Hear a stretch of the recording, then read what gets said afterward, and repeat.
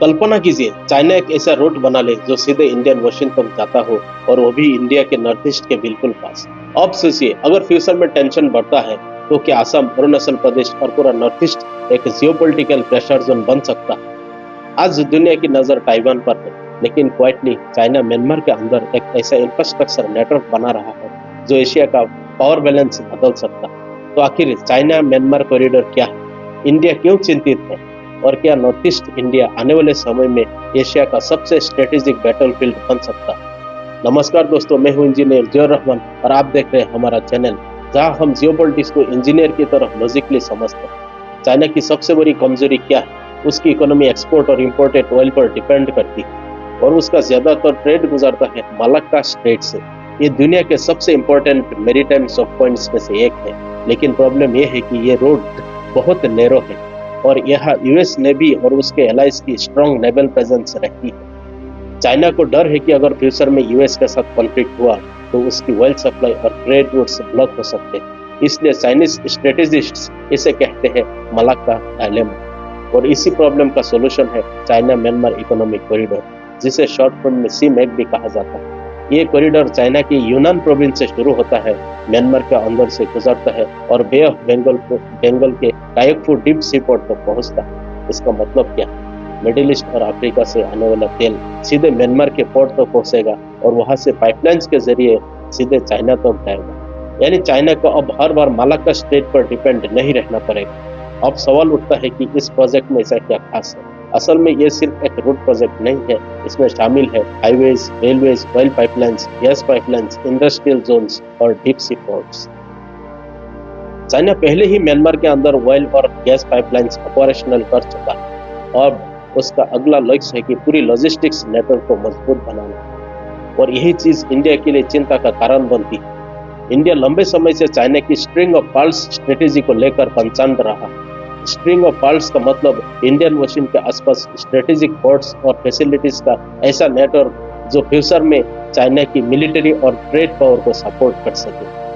पाकिस्तान में ग्वादर पोर्ट, श्रीलंका में Hambantota port, Djibouti में चाइनीज नेवल बेस और अब म्यांमार का कायकफू पोर्ट। इंडिया को डर है कि फ्यूचर में ये पोर्ट्स सिर्फ कमर्शियल यूज तक सीमित नहीं रहेंगे, बल्कि मिलिट्री लॉजिस्टिक्स और नेवल ऑपरेशंस के लिए भी इस्तेमाल हो सकते हैं। अब जरा नॉर्थ ईस्ट इंडिया की ज्योग्राफी को समझिए। North east India mainland India से जुड़ा हुआ है एक बहुत ही नैरो कॉरिडोर से, जिसे हम सिलीगुड़ी कॉरिडोर या चिकन नेक कहते हैं। ये कॉरिडोर सिर्फ लगभग 20 से 22 किलोमीटर चौड़ा है। अगर कभी इस रीजन में स्ट्रेटेजिक प्रेशर बढ़ता है तो नॉर्थ ईस्ट की कनेक्टिविटी पर असर पड़ सकता है, और यही वजह है कि म्यांमार में चाइना की बढ़ती प्रेजेंस इंडिया के स्ट्रेटेजिक प्लानर्स को चिंतित करती है। इसके अलावा एक और बड़ा कंसर्न है सर्विलेंस और इंटेलिजेंस रिस्क। आज के समय में इंफ्रास्ट्रक्चर सिर्फ इंफ्रास्ट्रक्चर नहीं होता, ports, telecom systems, highways and digital networks future military operations के लिए भी इस्तेमाल हो सकते हैं।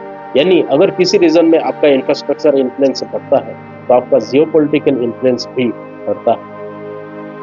अब सवाल यह है कि म्यांमार इतना इंपॉर्टेंट क्यों? म्यांमार सिर्फ एक पड़ोसी देश नहीं है, ये साउथ एशिया और साउथ ईस्ट एशिया के बीच एक ब्रिज है। जिस कंट्री का म्यांमार पर ज्यादा इन्फ्लुएंस होगा उसका बे ऑफ बंगाल और रीजनल ट्रेड रूट्स पर भी इन्फ्लुएंस बढ़ेगा।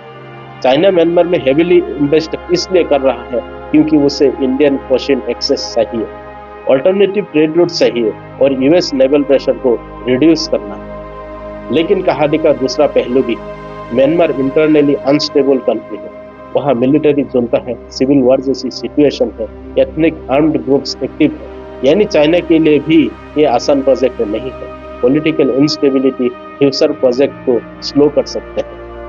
अब आते हैं इंडिया के रेस्पॉन्स पर। इंडिया भी क्वाइटली काउंटर स्ट्रेटेजी पर काम कर रहा है। सबसे इंपॉर्टेंट प्रोजेक्ट है कालाधन मल्टीमोडल ट्रांजिट ट्रांसपोर्ट प्रोजेक्ट, यानी KMMTTP प्रोजेक्ट। इस प्रोजेक्ट के जरिए इंडिया कोलकाता पोर्ट को म्यांमार के शितवे पोर्ट से कनेक्ट करना चाहता है। फिर वहां से इनलैंड वाटरवेज और हाईवेज के जरिए मिजोरम तक कनेक्टिविटी बनाई जाएगी। इसका सबसे बड़ा फायदा क्या होगा? नॉर्थ ईस्ट इंडिया को मेनलैंड इंडिया से अल्टरनेटिव कनेक्टिविटी मिलेगी। दूसरा इंपॉर्टेंट प्रोजेक्ट है India Myanmar Thailand highway. India चाहता है कि नॉर्थ ईस्ट फ्यूचर में साउथ ईस्ट एशिया का गेटवे बने। यानी असम, मणिपुर, मिजोरम और त्रिपुरा फ्यूचर ट्रेड रूट्स बन सकते हैं। लेकिन इसके लिए इंडिया को इंफ्रास्ट्रक्चर स्पीड बहुत तेजी से बढ़ानी है, क्योंकि जियोपॉलिटिक्स में सिर्फ प्लान्स नहीं चलते, एग्जीक्यूशन स्पीड भी मैटर करती है। असल में ये सिर्फ इंडिया और चाइना की राइवलरी नहीं है, ये ग्लोबल ट्रेड रूट्स की कंपटीशन। 21st सेंचुरी में पावर सिर्फ मिलिट्री स्ट्रेंथ से तय नहीं होती, पावर तय होती है पोर्ट से, सप्लाई चेन से, शिपिंग लेन से, ट्रेड कॉरिडोर से और इंफ्रास्ट्रक्चर इन्फ्लुएंस से। China belt and road initiative बना रहा है, इंडिया आईमेक यानी India middle east Europe economic corridor, act east policy और इंडो पैसिफिक पार्टनरशिप्स पर काम कर रहा है। यूएस इंडो पैसिफिक स्ट्रेटेजी को पुश कर रहा है, यानी पूरा एशिया कनेक्टिविटी कंपटीशन के नए दौर में प्रवेश कर चुका है। और इस पूरे जियोपॉलिटिकल गेम का सबसे सेंसिटिव जोन बनता जा रहा है नॉर्थ ईस्ट इंडिया। आने वाले 10 सालों में ये रीजन ड्रामेटिकली बदल सकता है। अगर इंडिया स्मार्ट इंफ्रास्ट्रक्चर डेवलपमेंट करता है तो north east Asia trade network का मेजर हब बन सकता है। लेकिन अगर इंडिया स्लो रहा तो रीजनल इन्फ्लुएंस में चाइना आगे निकल सकता है। फ्यूचर डिपेंड करेगा कनेक्टिविटी पर, इंफ्रास्ट्रक्चर क्वालिटी पर, डिप्लोमेसी पर और स्ट्रेटेजिक प्लानिंग पर। चाइना म्यांमार कॉरिडोर सिर्फ एक इकोनॉमिक प्रोजेक्ट नहीं है, ये एशिया के फ्यूचर पावर बैलेंस का हिस्सा है। और इंडिया के लिए सबसे बड़ा सवाल यही है, क्या north east India future economic gateway बनेगा या जियोपॉलिटिकल प्रेशर जोन? आपकी राय क्या है? कमेंट सेक्शन में जरूर बताइए। मैं हूं इंजीनियर जियाउर रहमान और आपको ऐसे डीप पॉलिटिकल एनालिसिस पसंद है तो चैनल को जरूर सब्सक्राइब करें। जय हिंद।